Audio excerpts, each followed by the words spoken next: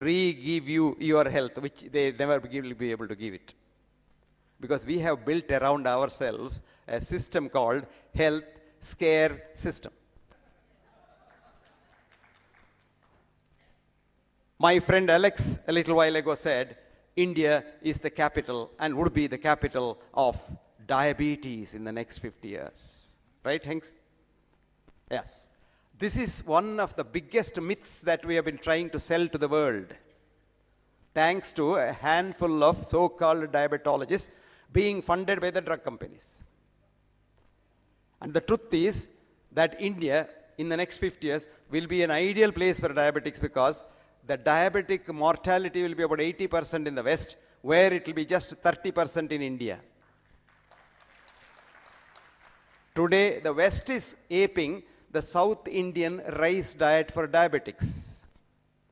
What we are doing is, we are asking even rice eaters to eat wheat when you have diabetes, because wheat has gluten, which directly destroys your pancreatic islet cells. And if you are a diabetic once, and if you eat wheat, you will be a diabetic permanently. And so I get a permanent patient to make money.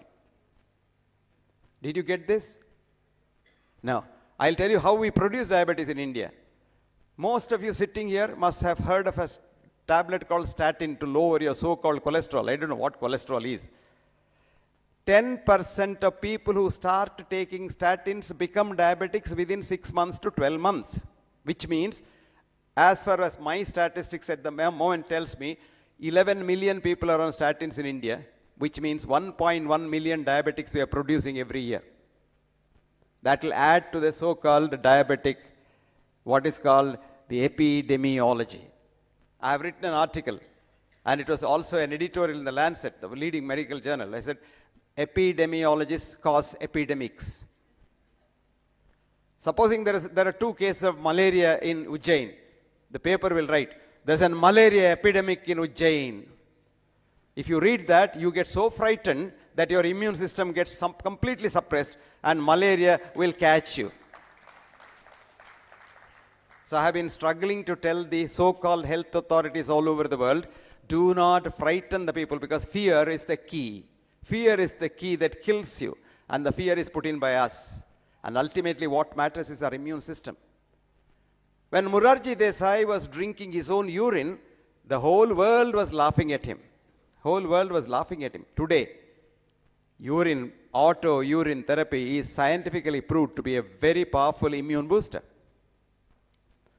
We have hailed the germ theory.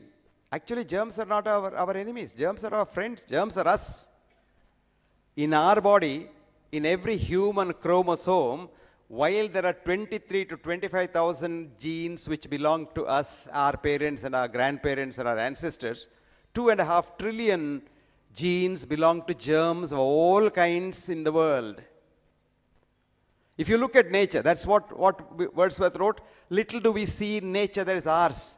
You see a little kid, if you have a kid at home, when it starts crawling, it goes to the corner, picks up the dust and puts it in the mouth. This is vaccination of the best variety. It is eating the germs to create the immune strength in its body. Today what we have done, we have sterilized our home, we have sterilized our glass, our tumbler, everything, so that the child has not met with germs at all and has not had any vaccination which is given by nature. And even if that child goes out, like an American child coming to India for the first time and drinking from an Indian tumbler, the child will get severe gastroenteritis. But the problem has become very acute in the West, because the germs that we thought of our enemies and tried to kill them with antibiotics, antiseptic soaps and what have you, because there's a big industry behind it, and it's the industry that is pushing it. And what has happened is their immune system is so low that when they get admitted to the intensive care units of the hospitals, which today have become a route to go to heaven, and that's where patients are killed, irrespective of what you go there initially with, you get what is called a nosocomial infection. That's the infection which is acquired in the hospital, which invariably kills you. Time was when in the 18th century, Alex will remember, in Britain when hospitals started, any patient who went to the hospital went to heaven. That's why it's called hospitalism. And the person who brought it down was Florence Nightingale. She was not a doctor, she was not even a nurse, because she was just a woman who looked after the sick with all her compassion. And mortality in the Crimean War, which was 100% of wounded soldiers, came down to 40% in 6 months after Nightingale came in there. What did she do? She called herself the general of buckets, soaps, and bread and bandage. All that she did was clean the wound, dress it, talk to them nicely, and give them the food that they needed very badly. Today we know the latest research in Oxford, in 4 universities actually, Oxford, Cambridge, Hamburg, and Munich, together, led by an Oxford professor called Bingel, showed that even when you give a very powerful drug like morphia, morphia is the most powerful painkiller to a patient with severe pain, unless you tell the patient this is morphia and it's going to cure you, patient is not going to get pain relief at all. What they did was they were running morphia drip in a patient with severe pain, but told the patient, this is not morphia, this is a new vitamin we have found out for your disease. No patient got pain relief. On the contrary, the same patient, crossover, they were just running saline drip and told the patient, this is morphia, and everybody got pain relief. This is reductionist science, my dear friends. But these scientists did something more. They said, why does it happen? So they did what's called fMRI, functional MRI, which studies your brain at the same time. We showed that when the patient believed that this doctor is doing good to me, he is giving me morphia, even if it is saline, the brain produces painkillers from the forebrain and the pain completely disappears. Now this is latest scientific research. Now come back to yoga. You sit down and meditate and get into that state of mind where your mind produces opioids in the brain. There is this girl who should have got the Nobel Prize but was snatched away by her boss because boss took the credit and she fought it, and her name is Candace Pert. And Candace was the girl who showed for the first time that not only the brain but every cell has a mind, and that's called the opiate receptors outside. And Candace has written a book after she was thrown out of the palace. You know, in science we call it the NIH, the palace. They're all kings sit there. And then she was thrown out and she wrote a beautiful book for all of you, Molecules of Emotion, where she says, time has come for us not to reach to a tablet when you get a headache, but to sit in one corner and meditate. And when you become tranquil, your headache disappears because your head produces enough morphia. What a beautiful thought. Friends, you thought science came from the West. You will be surprised. There were thinking scientists also in the West. And the thinking scientist, one of the great thinking scientists, Charles Sherrington, in 1899, who was a professor of medicine and got his Nobel Prize. And he wrote, I quote, positive sciences do not answer the question why. They can at best answer the question how or how much. Ratio re is therefore not raised in why. He said, as a physiologist, I can say, how does the muscle contract? But I'll never be able to say, why does the muscle contract? And he said, for knowing that, you must go into teleology. And teleology, in other words, is what is called spirituality. What is spirituality, Alex? Spirit, not spirits that is sold in the wine shop. Spirit is spirus, breath. So our ancestors who were cave dwellers, their science was, they observed, that's called observational science. And today, observational science has come to the fore from the reductionist laboratory science. What does the observation science say? They saw animals which die, they don't breathe.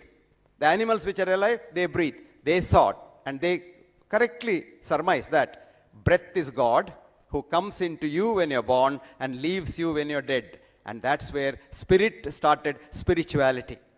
But friends, the real meaning of spirituality is sharing and caring.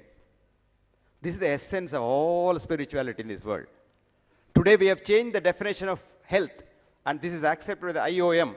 In February 28th to 2010, we have been able to get the IOM, Institute of Medicine in America, the highest body which audits medicine, to accept the definition of health as enthusiasm to work. You get up in the morning and say, do I want to work? And if the answer is yes, you are healthy. Number 2, enthusiasm to be compassionate. If you are compassionate, you are a spiritual being, and you think and know that I has no meaning, but we has meaning. Me and Desai Sahib, Yogaraj Desai Sahib, are the same because the consciousness is universal and we are part of the universal consciousness, individual consciousness. If I hurt him and if I think of hurting him, my own body gets hurt. What we did not know till today, what we call in a dignified language autoimmune disease, where your own body cells kill your own body cells, today we know it is because me, you concept. We all have this concept, it's mine. I am this, so and so is, Radhe Shyam is different. No, Radhe Shyam is me. And Radhe Shyam cells love my cells as much as I love my cells. And if I hate Radhe Shyam, it hurts not Radhe Shyam, but myself, because Radhe Shyam cells still don't know that I hate him. But my cells know I am hating him. Did you get this message? Now you think Western science has taught us science? No. The three physicists from Oxford, Oxbridge, let us say, Cambridge, Oxford, they came here to study yoga in the early part of the 20th century. Babington, Charles Leadbeater, and Annie Besant. All the three were teaching physics. And they came here, went to the Himalayas, and became yogis and yogic siddhis. And Annie Besant writes, I quote, when we sit in samadhi, I get the third eye, like the eyepiece of a microscope. And I am able to visualize the atomic structure of 9 elements from hydrogen to helium. And she wrote a book in 1920 called Occult Chemistry. People laughed at her. Of course, she stayed back, she started the Congress party, and unfortunately that's the misery for India. But that's a different story. Coming back to the old story of Annie Besant, today we know the old idea of Einstein, Niels Bohr, Paul Dirac, of an atomic thing, electron running around the nucleus and jumping up and down is all, I should use this unparliamentary word, bullshit. You don't know what is inside the atom because atom doesn't have anything. It's there, it's not there in quantum physics. It is there now, it is not there now. And now they rejuvenated the 1920 book of occult chemistry by the greatest scientists, Nobel laureates, into a thick book. I still have the original 1920 copy, which is just thin, produced by the Oxford University Press in Madras. But today, you have occult chemistry this thick. That's all the difference. They add on to that. And in medicine, what we do is, we have added on things to nothing, and we have come to believe now that there is a pill for every ill. There's an article I have written in the British Medical Journal. There isn't a pill for every ill, but there is an ill following every pill.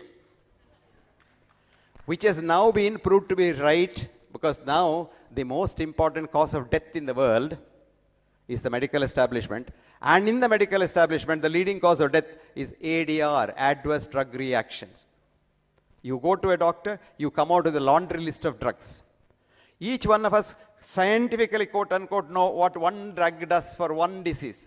If you are given 20 drugs, God only knows scientifically how they interact between each other and kill you very effectively. Today, anybody goes to the hospital, goes to the intensive care unit. God knows why. Now I know why. In America, 90% of the hospital profits accrue from keeping dying patients in the hospital, intensive care unit, for the last 10 days. So we have come back to the 18th century idea of hospitalism. You go to the hospital to go to heaven. Dignity of death is lost. And if you want to get all that back, and you want to become again human beings, and human and humane, we have only one route to go back to our roots. All of you, many of you must have taken sleeping pills sometime or the other. And many of you need a cup of coffee to wake you up, and probably a peg of whiskey to put you to bed. This all started with scientific discovery of the electric bulb. Thomas Alva Edison found out the electric bulb. Up until then, mankind used to sleep when sun goes down, and to wake up much before the sun comes up in the Brahmi Muhurtam, because your circadian rhythm is tied on to the sun. Now tell me, in large cities like New York, Bombay, Delhi, where is the night? There's no night at all. So you must get sleeplessness. So friends, we must go back to our roots, and the only route is go through the route of Indian Sanatana Dharma. India had a great epic, like Iliad's, Homer, etc. Done, time done. 1 minute more. Oh, that's good. I thought I was done. 1 minute, you can do wonders. I have 60 minutes. I will sum up all that I have been saying so far. 45 seconds left. De Valera said, if you want to sell a point to an audience, tell them first what you're going to tell them. Then tell them. Then tell them what you have told them. Now, in the next 30 seconds, I'll tell you what I have told you, and that is essence